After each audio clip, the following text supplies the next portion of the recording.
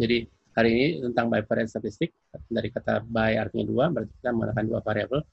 Nah, kita masih menggunakan data Alberta. Ini di sini kita akan menggunakan dua variabel, yaitu gender, dalam ini variabelnya namanya sex di Alberta, dan satu lagi tentang tekanan darah tinggi ini di variabel E14.1.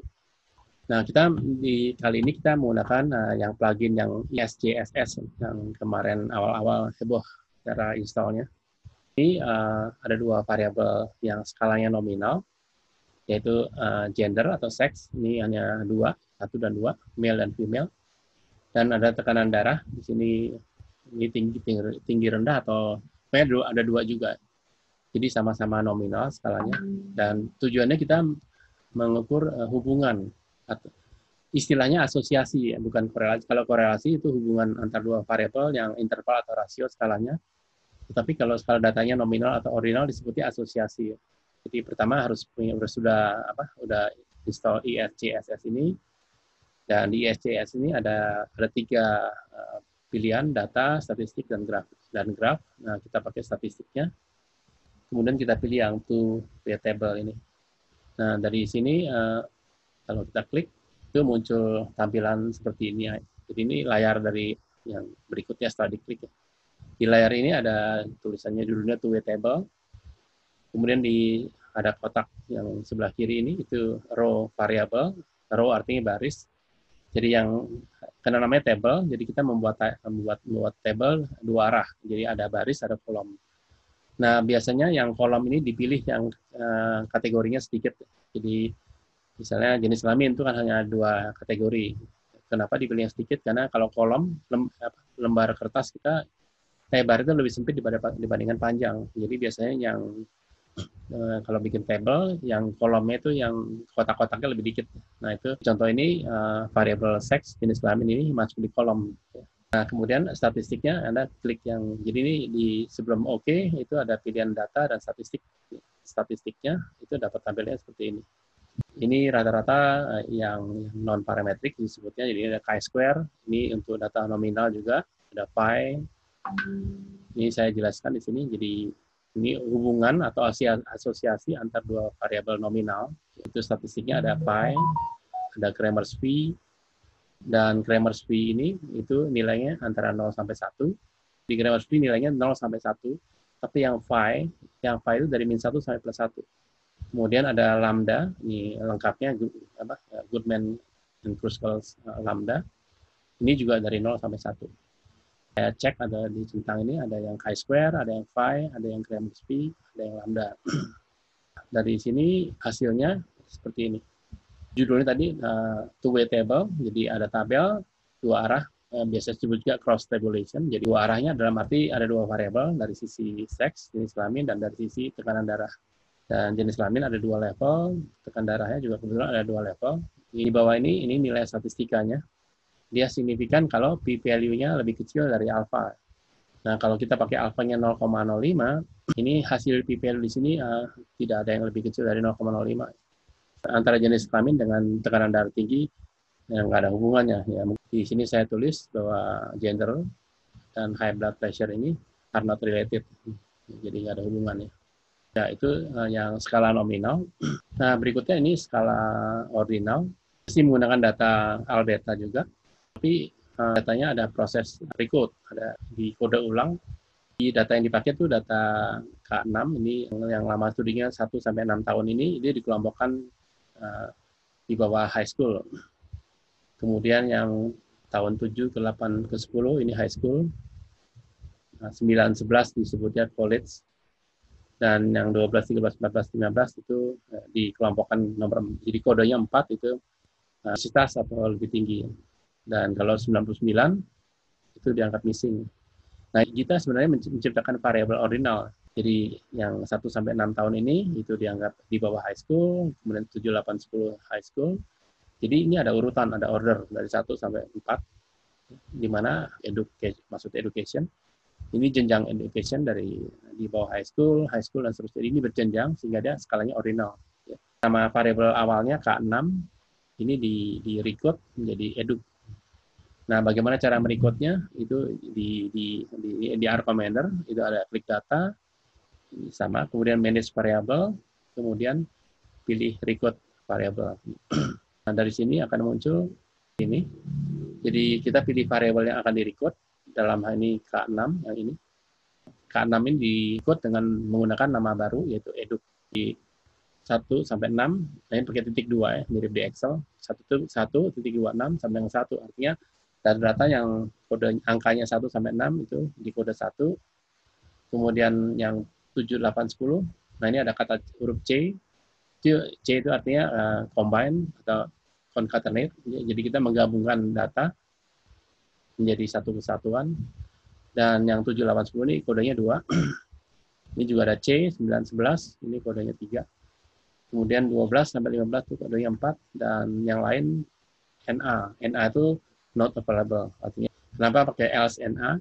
Karena ada kemungkinan datanya tadi ada yang missing, ada yang 99 tadi. Kalau 99-nya nggak ditulis NA, dia akan ikut dihitung. Padahal 99 itu bukan data, tapi hanya kode bahwa dia missing. Kalau diklik OK, nah di datanya akan ada tambahan kolom yang namanya eduk. Variabelnya bertambah 1. Kemudian angka 1, 2, 3, 4 ini di-record ulang, atau diberi label, yaitu less than high school, dan seterusnya. Nah, itu yang di step ini. Nah, itu caranya dari klik data, kemudian kita pilih convert numeric variables to faktor. Jadi tadi angka 1, 2, 3, 4-nya itu dikonversi menjadi faktor. Muncul layar seperti ini. Ini judulnya convert numeric variable to factor. Nah, tadi variabel itu apa? Edu. Di sini dipilihnya same as variable. Jadi artinya variabel edu ini akan diganti isinya yang tadinya 1, 2, 3, 4, dia akan diubah jadi kata-kata. Sebelum dimuncul itu ditanya juga apakah akan di-override ya. Jadi karena kita namanya same variable, berarti variable eduknya akan ditimpa, di-override. Satunya dikasih level, less than high school, kemudian 2-nya high school, 3-nya college, dan 4-nya university ya. Nah, setelah itu baru kita bisa melakukan yang statistika bivariate tadi untuk yang skala ordinal. Jadi tetap sama di ISJSS, ini variabelnya yang two-way table ini. Ini kalau kita klik, ya, dalam ini variabelnya eduk dan B2. Eduknya ini tadi hasil konversi yang barusan terakhir. Jadi ini kalau kita klik two-way-nya sama kayak tadi, ini ada B2-nya sebagai baris. Kolomnya eduk. Kalau kita klik statistik, itu munculnya seperti tadi. Nah, cuma sekarang bertambah. Jadi tadi sampai di lambda, sekarang tambah yang kruskal gamma, ada subversity, ada kendal tau. Di klik OK, itu muncul seperti ini. Ini tabelnya agak panjang, jadi layarnya saya pecah dua. Jadi ini yang eduk tadi, yang dari less than high school, dan seterusnya. Kemudian ini yang B2, ini B2-nya ini kayak skala Likert ya, sangat tidak setuju, sampai sangat setuju. Dan bawahnya statistikanya. Jadi statistikanya makin banyak. Dari sini kalau Anda lihat p-value-nya, ini semua nilainya lebih kecil dari 0,05 ya. Tetapi statistiknya kecil ya.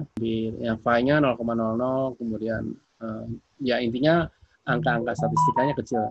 Jadi di sini sebutnya weak ordinal relationship between eduk and B2 ya. Jadi hubungan atau asosiasinya antara untuk variabel ordinalnya lemah. Nah, sekarang ini yang skalanya yang interval atau ratio. Nah, di sini yang akan dilihat antara usia, ini usia, dengan lamanya sekolah. Lamanya sekolah itu variabelnya K7 di data Alberta ini. Yang usia ini, di datanya itu ada missing value. Datanya ada yang angka 99. Sehingga untuk menghindari, karena kalau diisi 99 berarti kan usianya 99 ya. Jadi ini nggak benar, maka datanya di-record. Jadi untuk usia ini datanya di-record, diganti nama jadi age record ini. Saya namain age record ya, namanya terserah apa. Tujuannya yang 99 ini tidak akan dihitung. Nah, cara age record-nya sama kayak yang sebelumnya, yaitu klik data, kemudian pilih record variable, kemudian pilih variabel usianya. Nah, kemudian nama usia ini namanya diganti, yaitu jadi age record ini. Nah, ini jangan dicentang di sini. Kalau di sini ada tulisan make its new variable a vector. Kalau ini dicentang dia jadi nominal skalanya. Padahal untuk hitung interval ratio nggak boleh nominal. Jadi ini kalau dicentang maka dia jadi skalanya nominal. Jadi faktor istilahnya di R. Nah, apa yang di record yang tadi 99 itu diganti NA. Kalau kita klik akan ada variabel baru yang namanya its record ini. Mana di variabel ini yang kodenya 99 itu dirubah jadi NA. Nah, setelah diubah, maka kita bisa melakukan korelasi. Ini dipakainya yang Pearson product moment correlation ini. Dan dapat korelasinya ini signifikan karena p-value-nya ini kecil ya, 0,006471, jadi signifikan. Nah, besar korelasinya tuh yang ini kebetulan minus. Ini juga korelasinya kecil juga ya. Jadi cuma minus 0,099, jadi kurang lebih minus 0,1 ya, minus 0,1 kalau dibulatkan. Kemarin itu ada yang bertanya tentang one way ANOVA. Di dalam R ini atau dalam R Commander itu juga ada banyak contoh data yang bisa dipakai. Jadi nggak usah, kalau ini saya selama ini kita pakai datanya Alberta, tapi di dalam R sendiri itu ada banyak contoh data juga yang bisa dipakai. Nah, untuk membaca datanya itu di R Commander-nya ada klik data, kemudian ada tulisan data in package. Jadi ini klik data in package, kemudian ada pilihan, Anda bisa list data set in package. Kalau list berarti Anda hanya melihat daftar dari data yang ada di package. Nah, kemudian ada pilihan read data dari data set from attached package. Jadi kita di sini membaca datanya, nama package-nya, nanti di sini muncul data-data yang ada dalam package tersebut. Nah, dalam hal ini datanya namanya friendly. Kita pilih, kemudian kita klik OK, maka data yang tadinya Alberta ini akan berubah jadi friendly. Ini kebetulan saya nggak tunjukkan, tapi datanya udah jadi friendly. Nah, kemudian di kuliah sebelumnya kita udah pakai one single sample, independent sample. Nah, sekarang untuk yang one way ANOVA, yang kemarin ada pertanyaan, jadi bedanya apa dengan yang lain? Jadi kalau yang independent sample dan pair sample itu untuk dua variabel. Nah, one way ini lebih dari dua. Jadi one way ANOVA. Nah, kalau Anda klik, itu dapatnya seperti ini. Jadi, nah bagian atasnya seperti ini.